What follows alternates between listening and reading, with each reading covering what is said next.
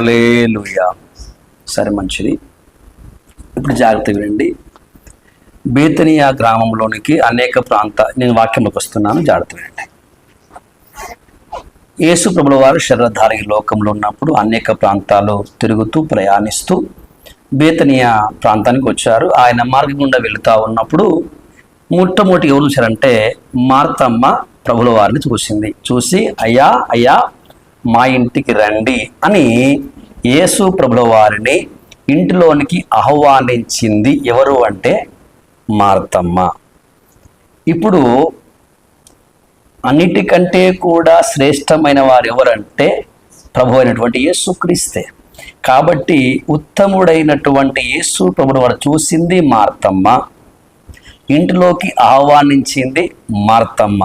Marthamma is right answer. ఎందుకు నేను చెప్పానంటే ముందు చెప్పినాను, ముందు అన్న మాట పాడిన ముందు ఉత్తమమైన దానిని ఎన్నుకున్నది ఎవరు? ఒక మాట ఉంటుంది బైబిల్ గ్రంథంలో, సద్బోధకుడు లేకపోతే సద్బోధకుల్లో నుంచి లేకపోతే మంచి వాళ్ళలో నుంచి సద్విషయములు బయటికి వస్తవి, చెడ్డ వాళ్ళ నుంచి అన్ని దుర్విషయములే బయటకు వస్తవి. సో కాబట్టి ఇప్పుడు మరియమ్మ యేసుక్రీస్తు పాదాల దగ్గర కూర్చొని ఉత్తమమైనటువంటి మాటలను వింటుంది. కానీ ఆ ఉత్తమమైనటువంటి వ్యక్తిని ముందు చూసింది మార్తమ్మ, ఇంటిలోనికి ఆహ్వానించింది మార్తమ్మ. కానీ ఇంటిలోనికి వచ్చేంత మట్టుకు ఉంది.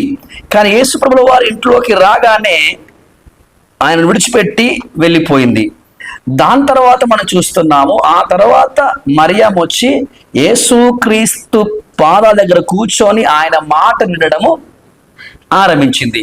దేవునికి స్తోత్రం. అలాగైతే ఇప్పుడు ఉత్తముణ్ణి దేవుడు ఉత్తముడు అని ఆమె గుర్తించుండవచ్చు, గ్రహించుండవచ్చు. అందుకే యేసు ప్రభువు లోపలికి ఆహ్వానించింది. కానీ యేసుక్రీస్తు వచ్చిన తర్వాత కూడా ఎందుకు ఆమె కూర్చోలేకపోతుంది? ప్రాబ్లం ఏంటి అని చూస్తే, ఆమె విస్తారమైనటువంటి పనులు పెట్టుకున్నటువంటి కారణాన్ని బట్టి ఆమె ఆ ఉత్తముడైనటువంటి ఆ ప్రభువులను చూస్తున్నటువంటి మాటలు ఆమె వినడానికి ఇప్పుడు ఏం లేదు, అక్కడ అవకాశం అక్కడ లేదు. చివరికి ఆమె పని చేస్తుంది. మరియమ్మ, మీకు తెలుసు కనుక మరియమ్మ వింటుంది. అప్పుడు ఆమె కోపం వచ్చేసి ప్రభుతోనే ఆమె వాగ్వాదం దిగింది. నేను ఒక్కదాన్నే పని చేస్తున్నాను, నా సిస్టర్కి అసలు ఇంత చింత లేదు, ఒకసారి ఆమెను పిల్లమని చెప్పు అని అన్నారు. ఆ సందర్భంలో ప్రభు అంటాడు, మరియా ఉత్తమమైన దానిని ఏర్పరచుకున్నది, అది ఆమె నుండి ఎవరిని కూడా తీసివేయలేరు అని చెబుతున్నాం. అయితే ఇక్కడ కూడా నేటి క్రైస్తవులు లేకపోతే మనం కూడా ఇలాగే ఉన్నాం.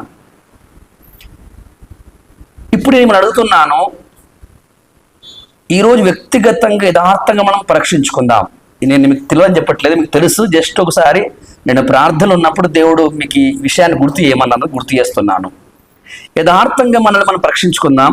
నేడు మన వ్యక్తిగత జీవితంలో, అనుదిన జీవితంలో మనము మార్తా వలె ఉన్నామా, మరియ వలె ఉన్నామా? ఈరోజు సత్యవాక్యం నిన్ను బట్టే మీ ఇంటికి వచ్చింది. సత్యమైనటువంటి యేసు మిమ్మల్ని బట్టే మీ ఊరికి కూడా రావచ్చు, మంచిదే. కానీ నిన్ను బట్టే మీ ఇంట్లోకి యేసు వచ్చారు, మిమ్మల్ని బట్టి సత్యవాక్యం మీ ఇంట్లోకి కూడా వచ్చింది. కానీ ఆయన పాదాల దగ్గర కూర్చొని ఆయన మాటలు వినే స్వాతంత్రం లేకపోతే ఆ అవకాశం, ఆ వీలు మీకుందా? మీరు ఒక మాట్లాడవచ్చు, ఆ రోజైతే యేసుక్రీస్తు స్వయంగా శరీరధారి ఉన్నాడు గనుక, వారి ఇంటికి వెళ్ళాడు గనుక కూర్చున్నారు మరియమ్మ. మరి మేమెలా కూర్చోవాలని అడగవచ్చు. నేను అంటున్నాను, మీ అందరి చేతుల్లో ఒక మాట ఉంది, ఒక పుస్తకం ఏ పుస్తకం ఉంది? పరిశుద్ధ గ్రంథం. చెప్పండి ఒకసారి, మీరు ఏది ఉంది? మీ అందరి చేతుల్లో పరిశుద్ధ గ్రంథం ఉంది. ఈ పరిశుద్ధ గ్రంథములో 66 పుస్తకాలు ఉన్నవి. ఈ పరిశుద్ధ గ్రంథాన్ని ఒక అలవాటుగా మనం చదవద్దు.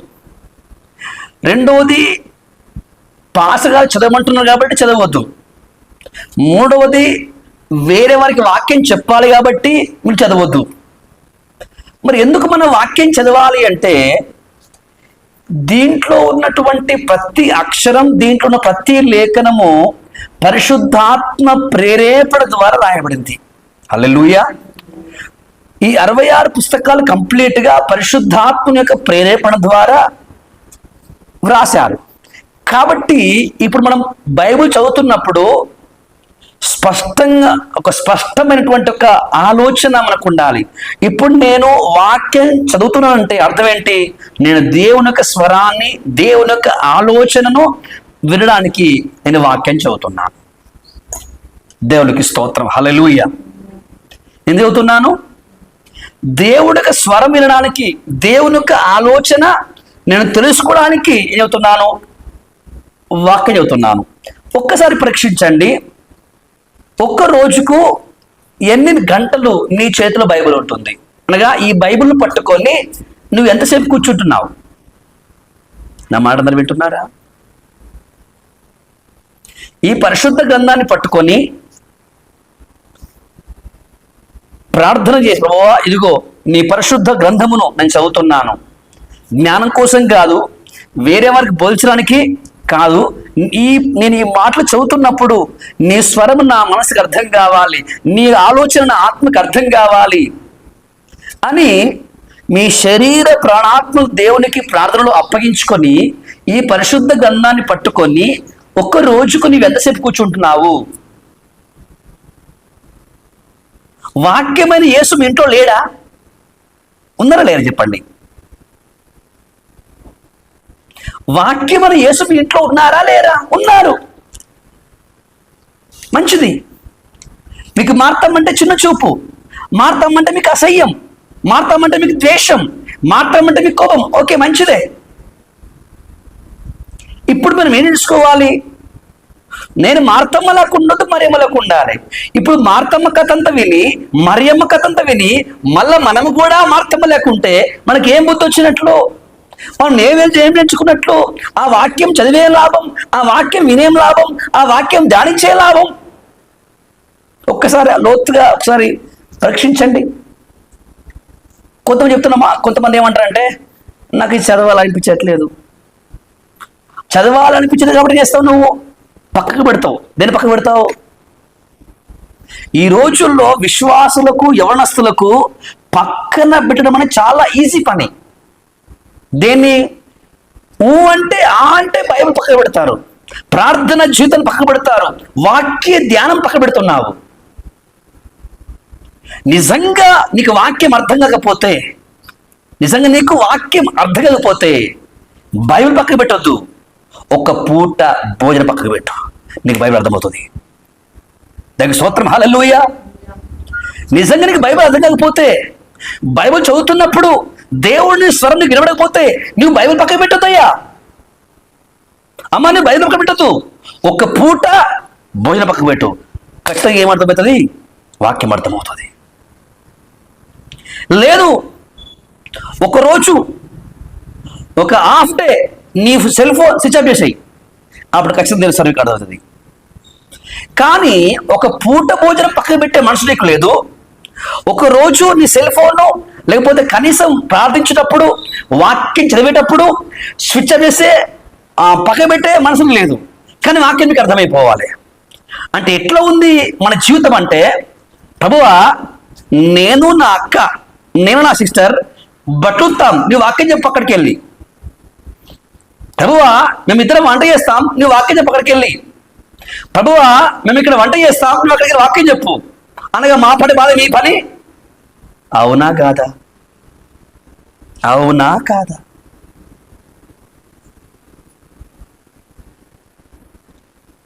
కనీసం రోజుకు ఒక 15 నిమిషాలు, కనీసం రోజుకు ఒక హాఫ్ అన్ అవర్ కూడా ప్రభు పాద దగ్గర కూర్చునే మనస్సు మనకు లేకపోతే ఆత్మల భారం ఎలా వస్తుంది?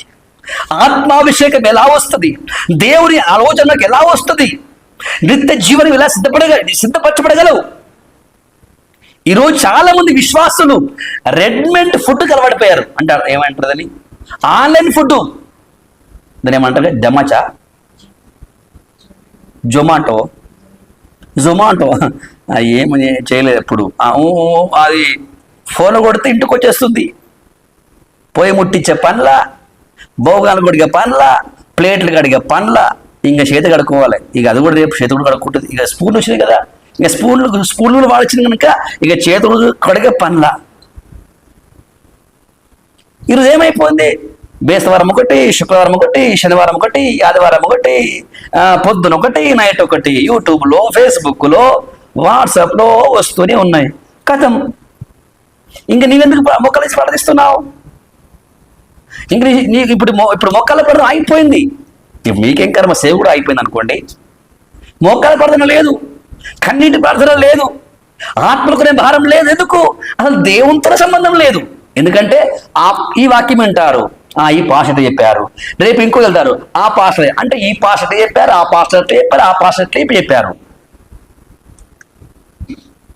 కానీ నువ్వెంతమంది పాస్టర్ల వాక్యం విన్నా,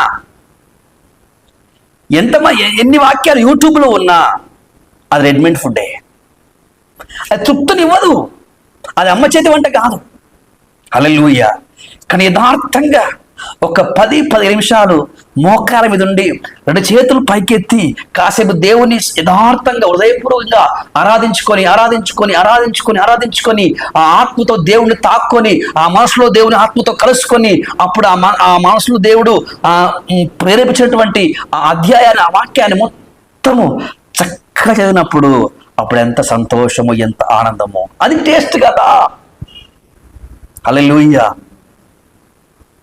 ఇంకోటి, కొంత నాకైతే అంతే, ఎంత మంచి ఆహారమైనా స్పూన్తో తింటే తిన్నట్టుగా ఉండదు.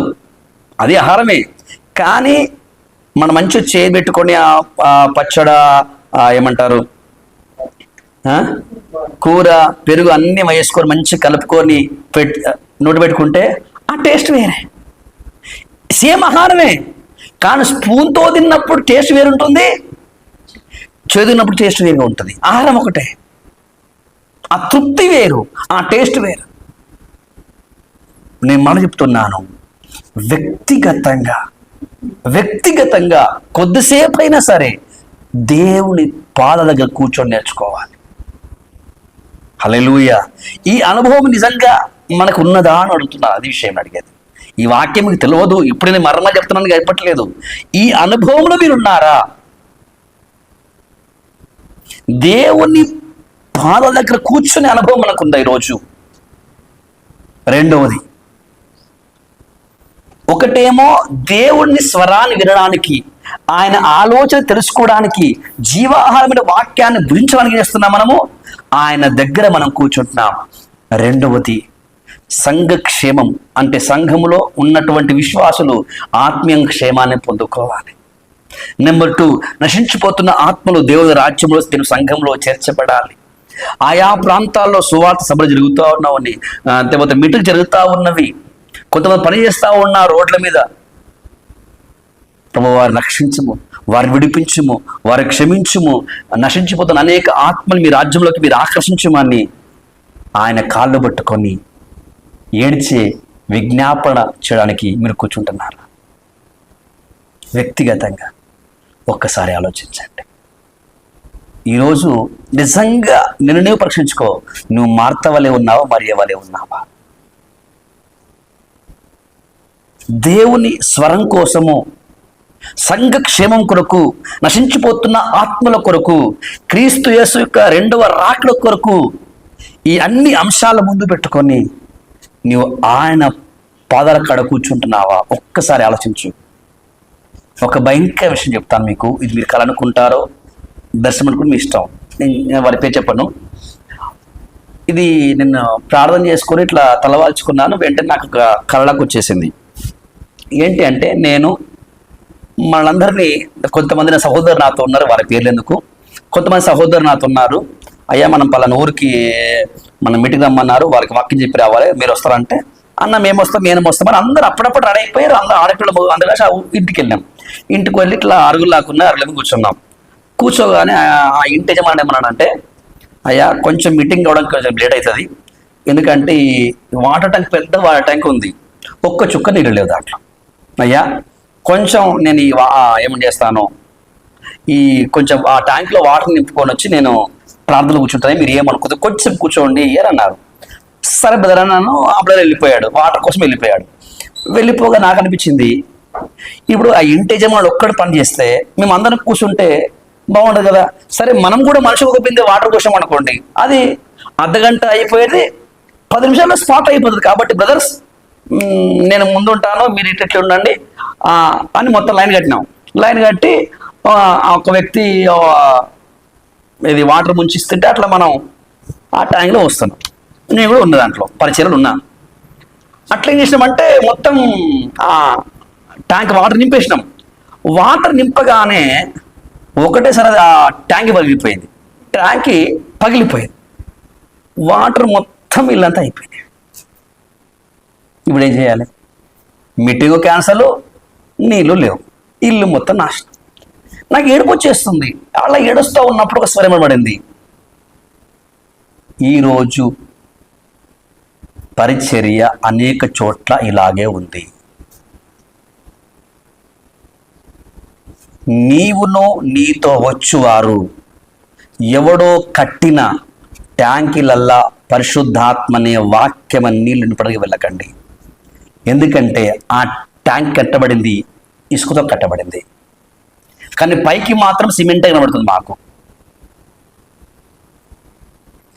ఇసుకతో కట్టినటువంటి ట్యాంకీలు ఎంత పెద్దగా ఉన్నా, ఎంత గంభీరంగా ఉన్నా, ఎంత అందంగా ఉన్నా వాటర్ పోయగా అన్నది పగిలిపోయింది. హల్లెలూయా.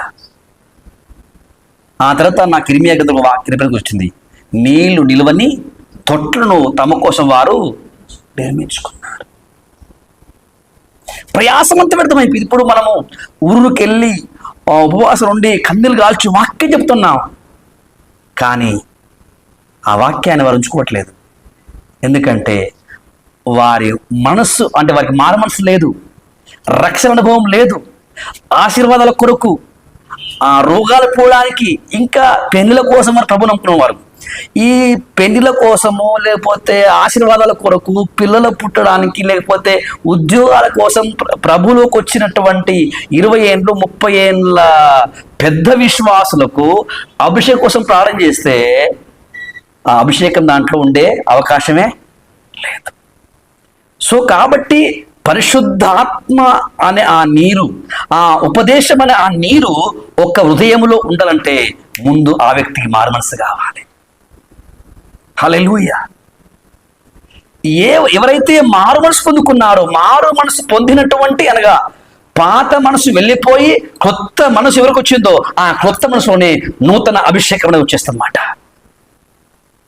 దేవుడు దాన్ని బట్టి చాలా విషయాలు నాకు నేర్పించారు. నేను కూడా దాన్ని గుర్తించలేకపోయా. చాలా చాలా తక్కువ, చాలా నేను అనుకున్నాను బ్రదర్ చాలా పెద్ద కట్టుకున్నారు, ఎంత ఒక్కసారి వాటర్ నింపుకుంటే ఎన్ని రోజులైనా వస్తుందని నేను చాలా సంతోషంగా మాట్లాడినాను. అది సగం పైన నిండింది, భల్లన పగిలిపోయి మొత్తం వస్తుంది. అప్పుడు దానికున్న పెక్కులన్నీ లేచిపోయినాయి అనమాట. అంటే ఈ ఇసుక రాయితో కట్టేశారు, దాన్ని మంచిగా పూత పూసేసి శూన్యం వేసేశారు అనమాట.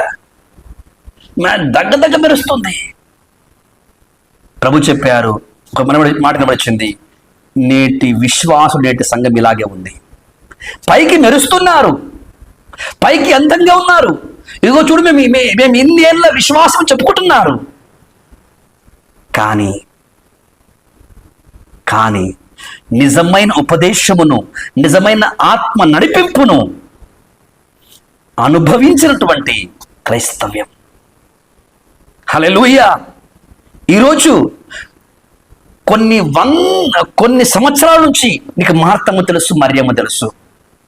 మిమ్మల్ని మళ్ళా మనం చేస్తున్నాను, వ్యక్తిగతంగా ఈ పరిశుద్ధ గ్రంథముతో నువ్వు ఎంతసేపు కూర్చుంటున్నావు?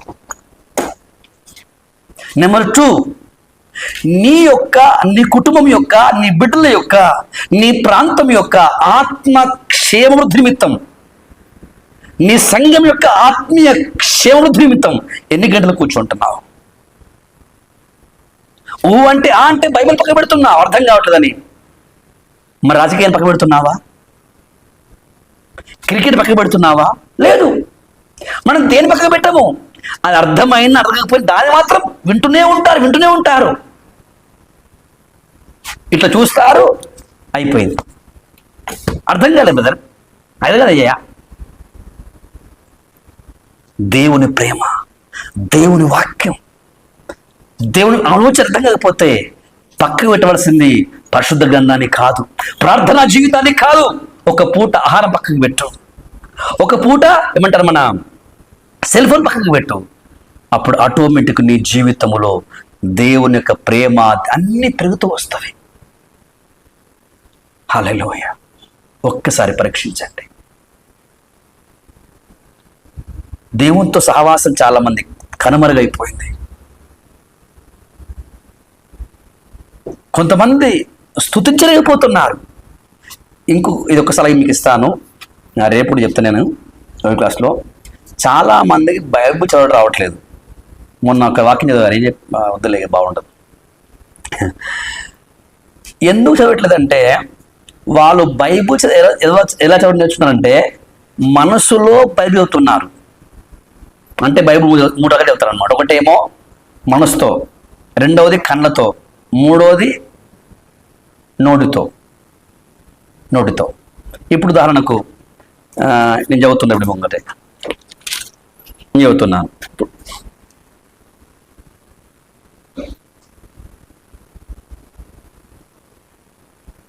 మీకు నిలబడిందా? నేను చదివినా ఏమో. ఇక్కడ ఏముందంటే, అందుకాయన నీ విశ్వాసం నేను రక్షించను, సమాధానం గలదానవై వెళ్ళుమని ఆఖరితో చెప్పాను. కానీ ఇప్పుడు నేను నోటితో అది కళ్ళతో చదివినప్పుడు మీకు అర్థం కాల. ఎప్పుడు అర్థమైంది? నేను నోటితో చదివిన మీకు అర్థమైంది. అదే ప్రకారంగా వాక్యం చదువుతున్న మీరందరూ కూడా హృదయపూర్వకంగా నోటితో చెప్పండి, చదవండి, నోటితో చదవండి. అనగా మీ నోరు దేవాక్యమైతే చదువుతుందో అది కనీసం మీ చెవులో వినబడాలి. అడుగుతుందా లేదా?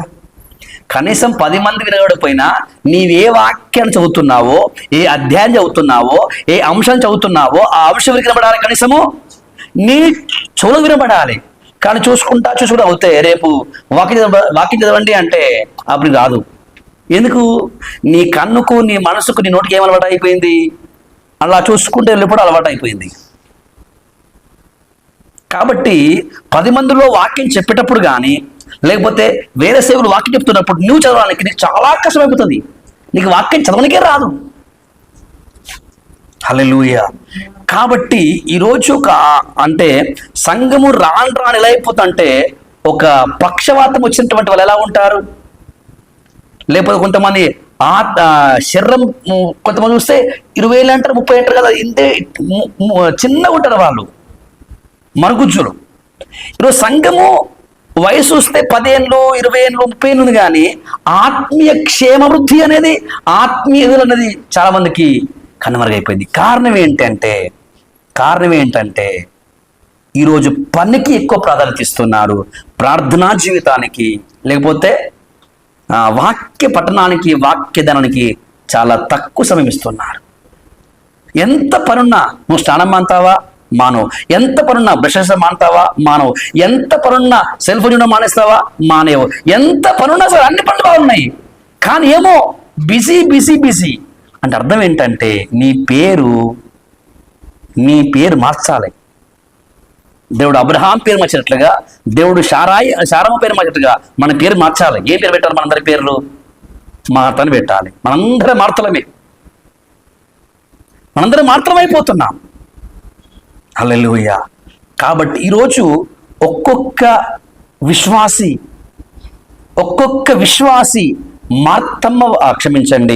మరియమ్మ వలె మీరు ప్రభు దగ్గర వాక్యం కొరకు, సంఘక్షేమం కొరకు, నశించిపోతున్న ఆత్మల కొరకు ఒక్కొక్కరు మనం ఇలా కూర్చోగలిగితే మన ద్వారా దేవుని సంఘము ఆత్మీయ క్షేమాన్ని పొందుతుంది, అనేక ఆత్మ సంఘంలో చేర్చబడుతుంది.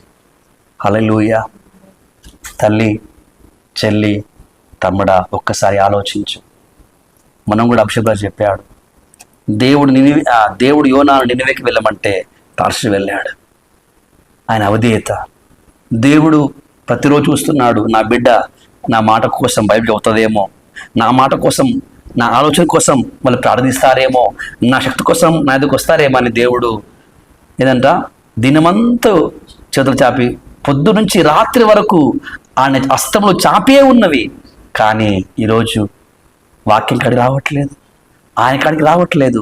ఉదయం లేస్తున్నావు, ఏదో సూత్రం అంటున్నావు, పనికి వెళ్ళిపోతున్నావు, మళ్ళీ వస్తున్నావు, పని పని పని పడుకుంటున్నావు. కానీ దేవుడు అయితే అలాగే చేతులు చాపి నేను పిలుస్తున్నాడు, చూస్తున్నాడు. ఈరోజు విస్తారమైనటువంటి పనులే నీ ఆత్మీయ జీవితానికి ఆటంకంగా ఉన్నాయి. కాబట్టి ఈ రోజు నుంచైనా దేవుడు ఆరోగ్యం ఇచ్చాడు, మంచి ఆయుష్నిచ్చాడు, మంచి శక్తిని, బలాన్ని ఇచ్చాడు. ఆ శక్తిని కాస్త, ఆ బలాన్ని కాస్త సంఘం యొక్క నశించిపోతున్న ఆత్మల క్షేమవృద్ధి నిమిత్తము ఉపయోగపడు. ఒక్క మాట నేను బలంగా చెప్పి ముగిస్తాను.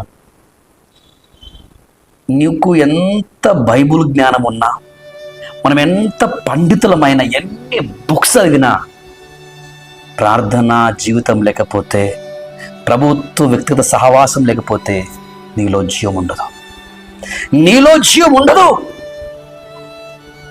ఎందుకంటే నువ్వు ప్రభువుని ప్రేమించేవాడవు కాదు, పనిని ప్రేమించేదానిదే. ఎంత పెద్ద కష్టమున్నా సరే, ఎంత పెద్ద పనున్నా సరే. నాకు కొందరు తెలుసు, రాత్రి 1 గంట కూడా ఆన్లైన్లో ఉంటారు. దేంట్లో ఉంటారు? అభిషక్తులు అందరూ. నేను మొన్న ఒక వీడియో చేసినామంటే రాత్రి 1:45 ఒక చిన్న వీడియో అప్లోడ్ చేసిన. దేంట్లో? యూట్యూబ్లో. మర్చిపోయి పడుకున్నా. వెంటనే వీళ్ళు అప్పుడు ఇద్దాం అనుకున్నాను, కానీ వెంటనే రాత్రి 1:45 బిల్కి వస్తే ఆ రాత్రి ఏం చేసిన, అప్పుడు చేసిన. సుమారు అది 500 పైన వెళ్ళిపోయింది. రాత్రి తెల్లవారి 3 గంటల లోపు అప్పటిగా అర్థమైంది, అమ్మ అభిషక్తులు అందరూ ఏడు. మరి ఇప్పుడు అభిషక్తులందరూ ఆన్లైన్లోనే ఉన్నారు, రాత్రి అంతా వెళ్ళి పడుకోరు. ఫోన్ ప్రార్థన చేస్తున్నారు కదా, ఎక్కడ ఉన్నారు? వీళ్ళు ఆన్లైన్లో ఉన్నారు, ఫోన్తోనే ఉన్నారు. సాతాను మనల్ని దేవునితో కలవకుండా, ప్రార్థన చేయకుండా, అభిషేకాన్ని పొందకుండా, ఆత్మవశం కాకుండా ఈరోజు మన సెల్ ఫోనే మనకు పెద్ద భూతంలాగా, దయ్యంలాగా తయారైంది. ఒక్కటే మాట చెప్తున్నాను, మార్తమ్మకు చాలా విస్తారమైన పని పెట్టుకుంది. నీవేం పని పెట్టుకున్నావు నేను ఎరగను. కానీ ఆ విస్తారమైన పని, అది టైంపాస్ కోసమో ఇంకేమో నేను ఎరగను.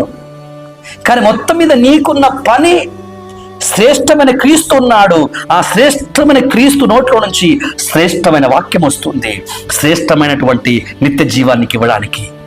కానీ మనసు లేదు, అవకాశం లేదు. చనిపోయిన తర్వాత ప్రభు అంటాడు, అమ్మా అయ్యా ఇక్కడ నీ కూడా ఏం లేదు, చోటు లేదు, బయటికి వెళ్ళిపో అంటారు. చండి తల వచ్చండి, మనం ప్రాణం చేసుకుందాం.